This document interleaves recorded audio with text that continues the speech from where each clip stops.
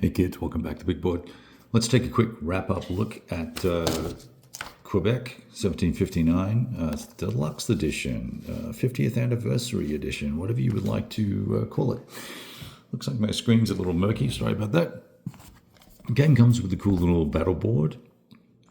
Every block game probably needs one, I guess.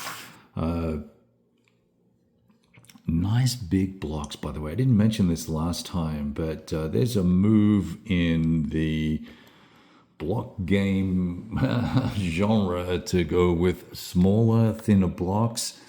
I'm liking the fact that these are more robust sized and hefty, and that we're not chinsing on quality here at all with Columbia. So I like that. Now, I'm usually not one for, uber abstract games, although I do play quite a few or have played quite a few, and I do enjoy block games. And this is one that I would say, if I was going to rank it and put it in its little world for me, is that it's a good pickup filler game that you could literally probably play this in 30, 45 minutes. It's got 6 or 7 pages of rules. It's a slam dunk, right?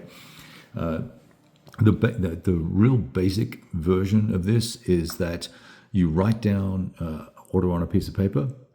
So if I want to move the units, all of these units, let's say all these guys are here in Abraham, and I want to move them to St. Foy, which is, let me just zoom out a little bit, right here. I just write an order that says from Abraham to St. Foy, and I can move all those boys there. Or I can leave some behind, whatever the case may be. That's it for movement. That's all you need to know. If I want to move stuff via naval, then I can move 1 unit for each ship, and I can just write the order, boom, boom, boom, and just like that, and we're done. And then once units enter into each other's zones or areas, then we have to have a battle, and we slap them on the battle board, and we roll 1 die for each each pip, right? This has got 4 pips. And every time you lose 1, you drop it down till they're gone, and then it's off the board and done. That's how you conduct combat, rolling a d6 for each pip. You need a 6 to hit, so it's like every other block game and Space Hulk, right? You need a 6 to hit. Pretty straightforward. Should be familiar for lots and lots of people. So the combat's pretty fast and furious, and the only time it gets a little tedious is when you do have a large battle, which will probably happen at some point near the end of the game, and then you're going to have, 3 or 4 units in each of these zones, and then you roll a lot of dice, right? So that can be a little tedious. But defenders will always fire first. There's this little reserve zone here in the background, so you'll set all your units up so the other guy can't see, and then you will reveal them, and then the defender will fire first, and away you go. Well, it's going to be difficult to fire with ships, isn't it? But there we go. Do something like that. The other neat thing is you've got this concept of reserves.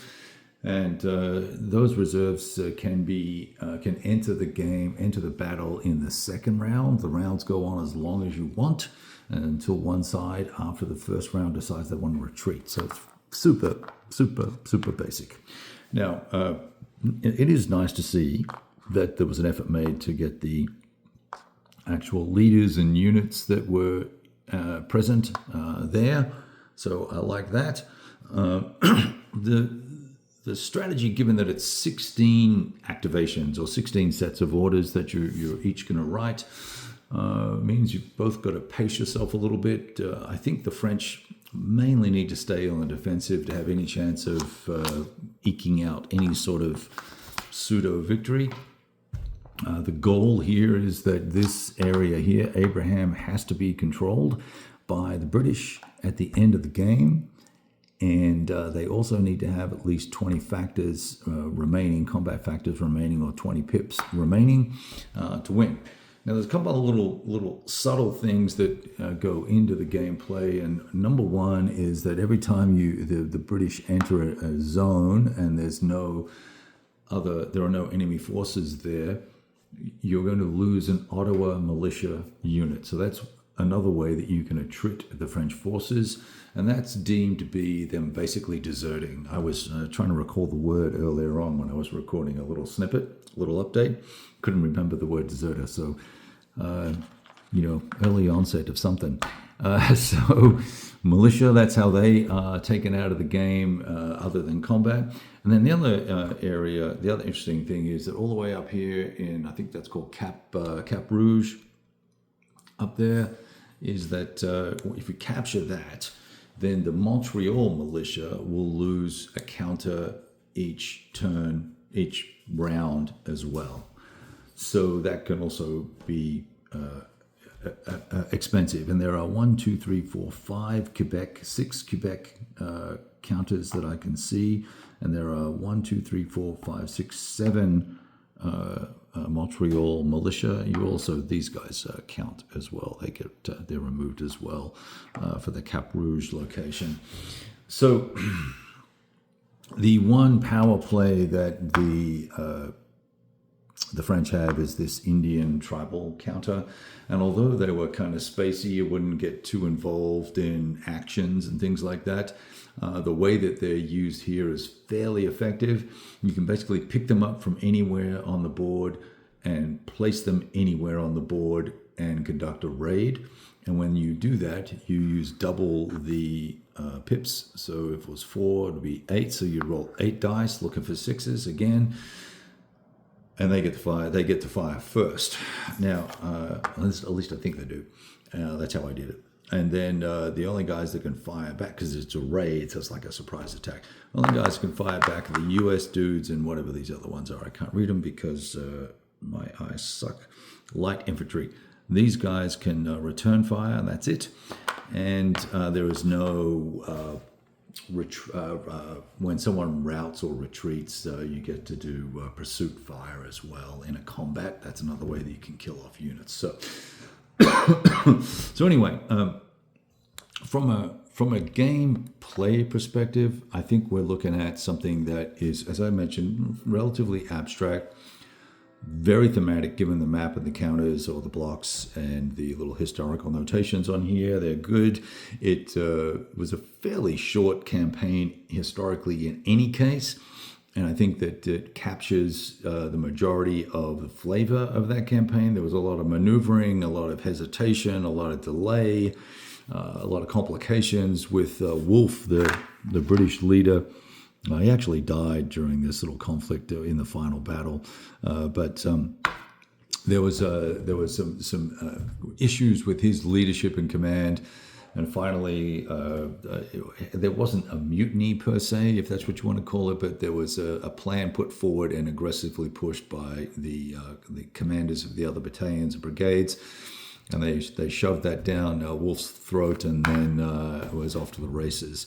Meanwhile, the French had their own issues with command. They had a split command situation, and that caused problems for them as well. And so the final battle, the French ended up with not all the forces at the table that they could have, which, when you look at the total number of blocks and total number of pips for both sides, it's very, very close. So it's quite a balanced battle, except that one side is forced to be on the offensive. And the trick comes in when you set up, you pretty much get to set up as the French any way you want.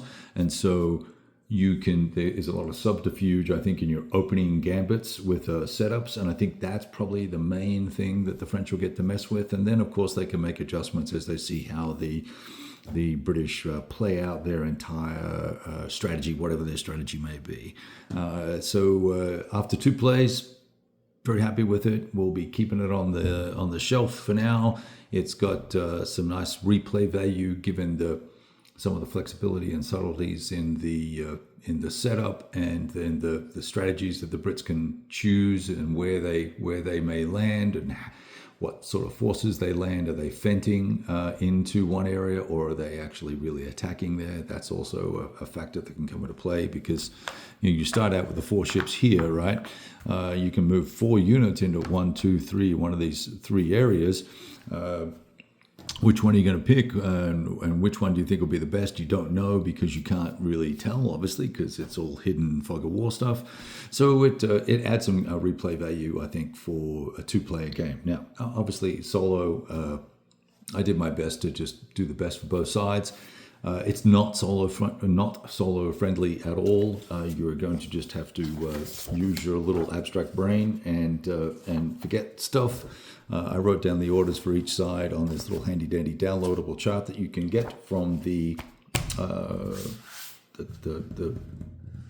board game site that has all the files and whatnot. We're not even going to say its name because of a bunch of jackasses. Anyway, Columbia Games, Quebec 1759, 50th anniversary edition. As I mentioned in some of my other posts, this was sent to me complimentary. I think it's a fast player. Is it something I would run out and buy if I was looking for a quick, fast playing abstract game? Quite possibly at the price point, because it's not expensive, given the quality of components and the map board and all the rest of it. Is it a game that I would say, gee, you got to have it in your collection and it's the best war game ever? No, it's not. But it's a nice, light, fun, abstract game on a topic that I did not know very much about. I now know a lot more about it because of the nice little designer notes in the back and battle notes in the back. And the game really represented the history quite effectively, I think. So very nice. All right, all the best. Take care.